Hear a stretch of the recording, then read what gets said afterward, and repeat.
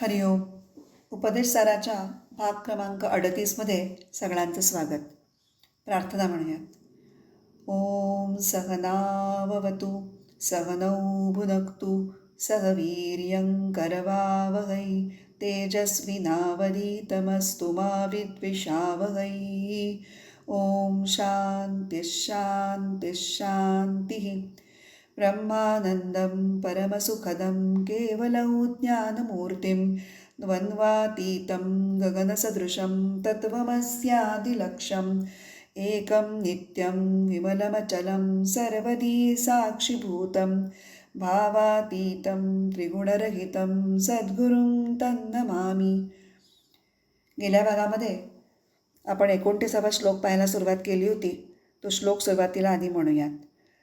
बंधमुक्त्यतीतं परं सुखं विन्दतीह जीवस्तु दैविकः. या श्लोकामध्ये मुक्ती किंवा मोक्ष या संकल्पनेवर महर्षी प्रकाश टाकत आहेत. आपण प्रथम मुक्तीची वेदांतानुसार परिभाषा काय आहे ते बघितलं होतं. मुक्ती म्हणजे दुःखाची आत्यंतिक निवृत्ती आणि परमानंदाची निरंतर प्राप्ती. आणि ही मुक्ती बंधन आणि मुक्ती या कल्पनांच्या पलीकडे कशी आहे हे पाहताना आपल्याला असं कळलं की मोक्ष ही मृत्यूनंतर मिळण्याची गोष्ट आहे. ही धारणाच मुळात कशी चूक आहे आणि या धारणेमुळेच मनुष्य बंधनात पडतो. मी नित्य बुद्ध मुक्त आत्मा आहे हे ज्ञान ज्याला होतं त्याला जगत असतानाच मोक्ष म्हणजे परमसुख प्राप्त होतं आणि यालाच म्हणतात जीवनमुक्ती. आणि ही मुक्ती ज्याला मिळते त्याला म्हणतात जीवनमुक्त. मग जीवनमुक्ताला परमसुखाची प्राप्ती होते याला 2 महत्त्वाची कारणं आहेत. त्यातलं पहिलं कारण आहे आत्मज्ञान झाल्यानंतर जगात त्याच्या वाट्याला जी व्यावहारिक दुःख येतात त्या दुःखांचा त्याच्यावर काहीच नकारात्मक परिणाम होत नाही. आणि दुसरं कारण त्याला पुनर्जन्म घ्यावा लागत नाही. आता आपण या दोन्ही कारणांची सविस्तर चर्चा करूया. कर्मयोगाच्या चर्चेच्या वेळी आपण जो कर्माचा सिद्धांत पाहिला होता की नाही त्याची थोडी आठवण करूया. कर्माचे 3 प्रकार आपण पाहिले होते. संचित कर्म, प्रारब्ध कर्म आणि आगामी कर्म. संचित कर्म म्हणजे अनेकानेक जन्मामध्ये आपण केलेल्या कर्मांची फळं जी आपण अजून उपभोगलेली नाहीत त्यांचा साठा. प्रारब्ध कर्म म्हणजे संचित कर्माच्या गाठोड्यातली जी कर्मफलं आता पिकली आहेत आणि उपभोगण्यास योग्य झालेली आहेत ती चाखण्यासाठी आपल्याला मिळालेला सध्याचा चालू जन्म. आणि तिसरं आगामी कर्म म्हणजे चालू जन्मात माणसाच्या हातून घडणारी चांगली वाईट कर्म की ज्यांची फळं पुढील कुठल्या तरी जन्मामध्ये माणसाला भोगावी लागणार.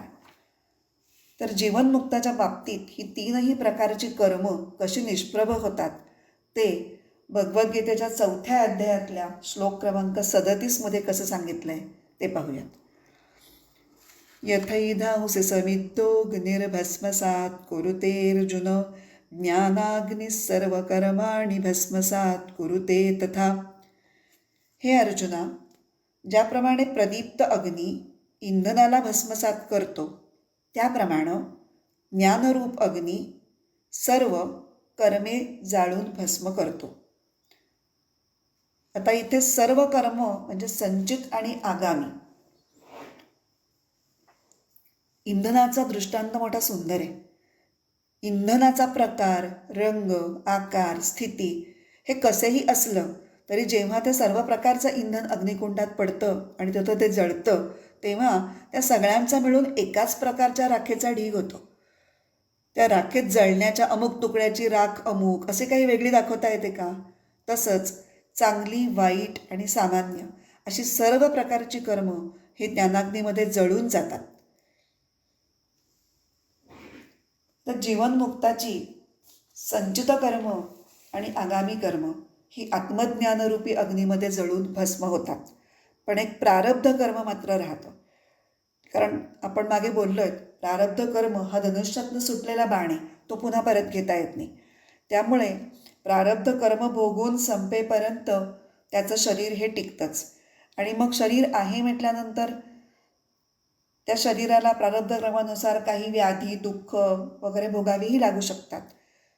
पण ती दुःख तरीही त्या आत्मज्ञानी व्यक्तीच्या आनंदामध्ये बाधा आणू शकत नाहीत.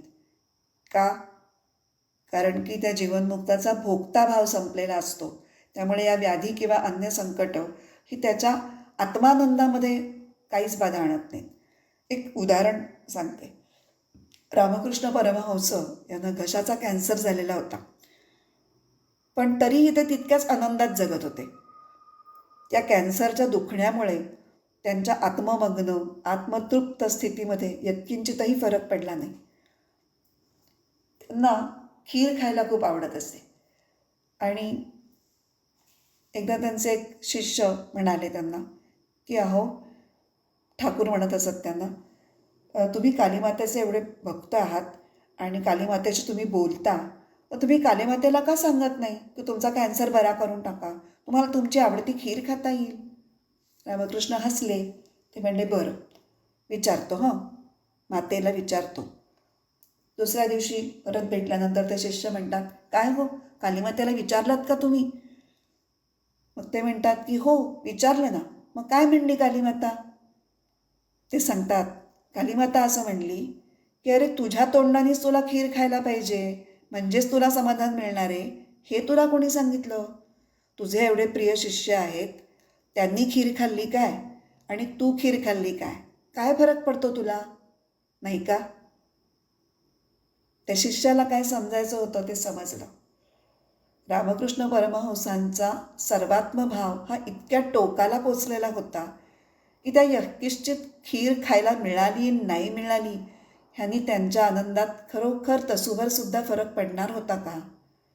म्हणजे त्या शिष्याला त्यांनी योग्य पद्धतीने उतरवलं त्याच्या गळी.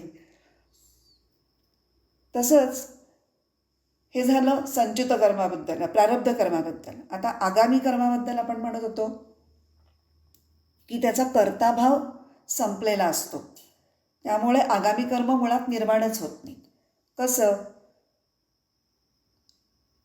आपण मागे कर्मयोगात बघितलं आहे की जेव्हा अमुक एक गोष्ट मिळवण्यासाठी मी हे काम करतो अशा भावनेनी जेव्हा एखादी कृती आपण करतो तेव्हाच त्याचं कर्मात रूपांतर होतं आणि त्या कर्माचं फळ निर्माण होऊन त्या कर्माचं बंधन निर्माण होतं. पण त्याचा कर्ताभावच संपलेला आहे, त्याचं आगामी कर्म निर्माण होईलच कसं? बरोबर की नाही? त्यामुळे जीवनमुक्त पुनरपि जननम पुनरपि मरणम पुनरपि जननी जठरे शयनम या चक्रातून कायमचा सुटतो. आता भगवद्गीतेच्या 5व्या अध्यायात श्लोक क्रमांक 17 ही गोष्ट कशी सांगितली आहे ती पाहूयात. आणि श्लोक म्हणते, तद्बुद्धयस्तदात्मानस्तन्निष्ठास्तत्परायणाः गच्छन्त्य पुनरावृत्तिं ज्ञाननिर्धूतकल्मषाः. तद्बुद्धयः म्हणजे ज्यांची बुद्धी तद रूप झाली आहे. इथे तद हे सर्वनाम परब्रह्मासाठी किंवा आत्मतत्वासाठी वापरलेले आहे. तदात्मानः परब्रह्मच ज्यांचा आत्मा आहे. तन्निष्ठाः त्याच्याच ठिकाणी निष्ठा असलेले. तत्परायणाः तेच ज्यांचं परमध्येय आहे. असे ज्ञाननिर्धूत कल्मषाः ज्ञानानं ज्यांची पापं धुवून निघाली आहेत अशांना अपुनरावृत्तीम गच्छन्ति असे लोक, यांना पुनर्जन्म मिळत नाही. ह्या श्लोकांमध्ये हे खूप छान सांगितलं की संचित कर्मांचा नाश कसा आणि का होतो. एकदा आंतरिक सत्यतत्वाची उच्च तत्वाची अनुभूती घेतल्यानंतर त्या ज्ञानी माणसाच्या अंतःकरणामध्ये पुन्हा अहंकार हा उद्भवतच नाही. आणि ज्यांची अशुद्धता ज्ञानाने घालवली आहे, ज्ञाननिर्धूत कल्मषाः हे फार महत्त्वाचं विशेषण आहे. आता इथे अशुद्धता म्हणजे काय, तर वासना. आणि या वासनांच्यामुळेच अहंकार हा मूर्त स्वरूप धारण करतो. आणि आध्यात्मिक दिव्यत्वाचं आपलं आध्यात्मिक स्वरूप सच्चिदानंद स्वरूपाविषयीचं जे आपलं अज्ञान आहे ते ह्या वासना एकत्र येऊनच बनलेलं असतं. आणि या अज्ञानावर एकच उपाय, तो म्हणजे ज्ञान. आणि जेव्हा अज्ञानाचा हा भयाण अंधकार नाश पावतो तेव्हा अहंकाराचा म्हणजे जीवभावाचा म्हणजेच कर्ताभाव भोक्ताभाव ह्याचा देखील संपूर्णपणे नाश होतो. आणि म्हणून सगळ्या वासनांची बीज नष्ट झाल्यानंतर संचित कर्म नष्टच होणार.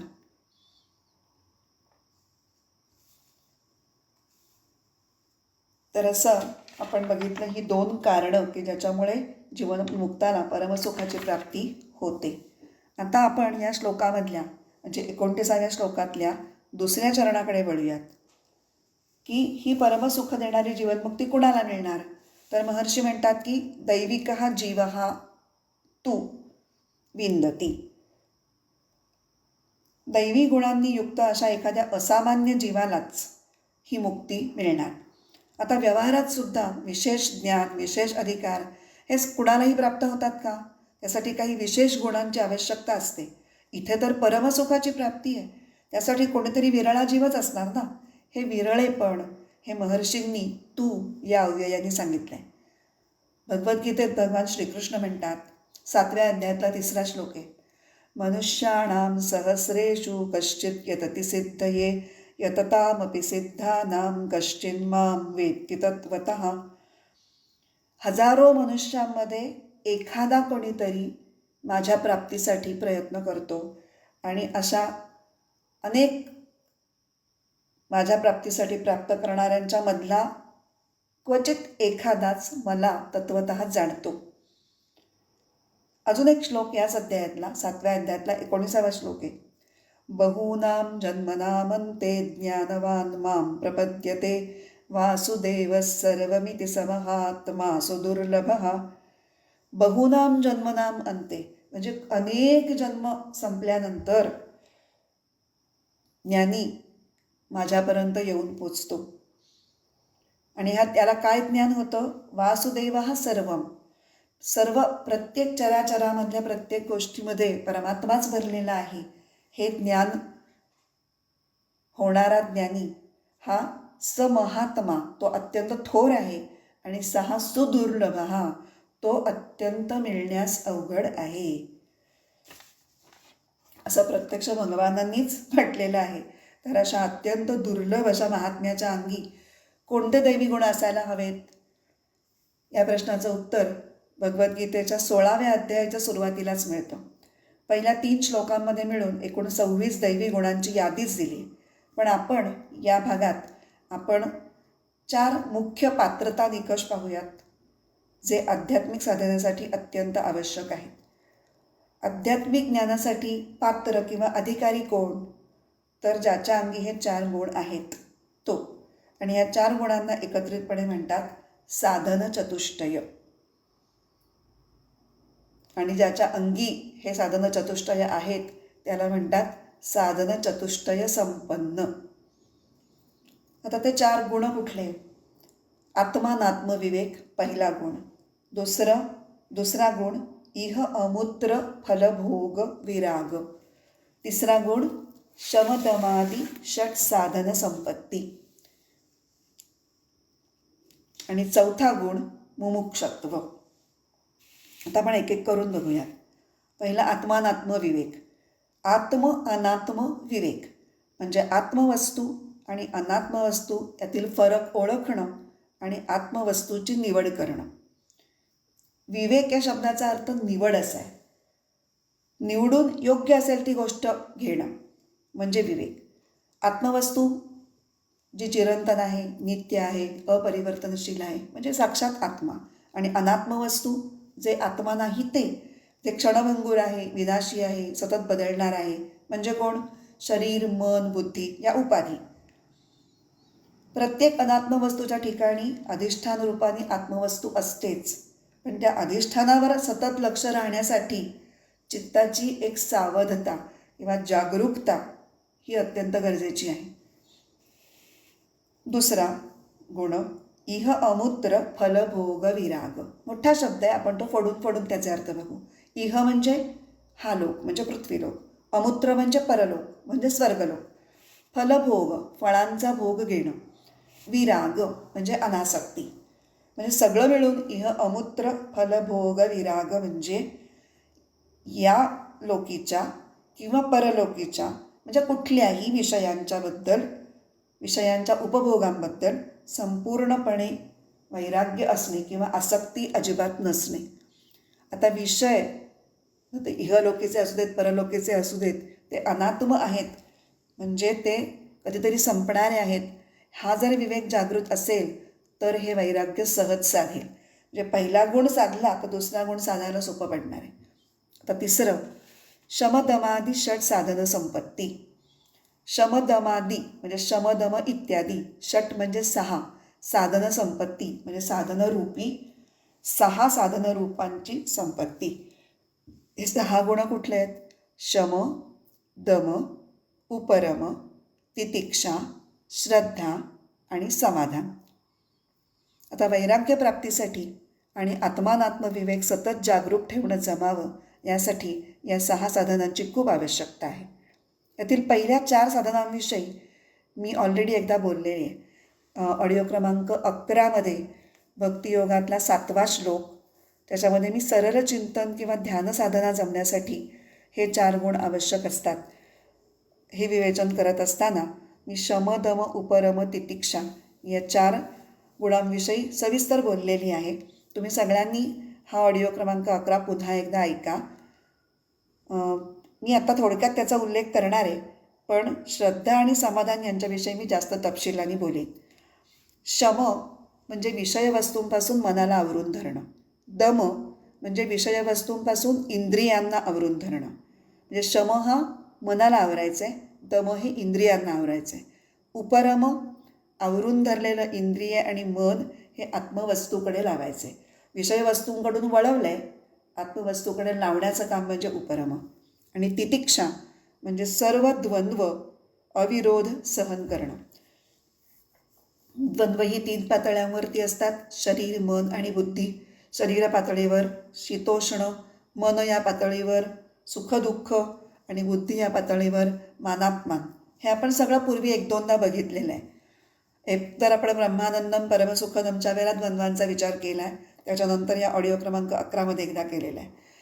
आता शरीर, मन आणि बुद्धी या उपाधींच्या पातळीवरतीच ही द्वंद्व आहेत. या उपाधीच मुळात अनात्म असल्यामुळे मिथ्या आहेत, मग द्वंद्वही मिथ्याच असणार असा विचार केला तर ती सहन करणं शक्य होतं. नाहीतर प्रत्येक द्वंद्वात जर आपण गुंतत जाऊ तर चित्तात सारखाच प्रक्षोभ होत राहील, हो की नाही? एक अगदी छोटंसं उदाहरण पटकन सांगते. रत्नागिरीमध्ये फडके शास्त्री म्हणून मोठे विद्वान पुरुष होऊन गेले. आता ते नाहीत आपल्यामध्ये. 99व्या वर्षापर्यंत ते होते आणि शेवटपर्यंत त्यांची ज्ञानसाधना अखंड चालू होती. ते उपनिषद उत्तम प्रकारे शिकवत असत.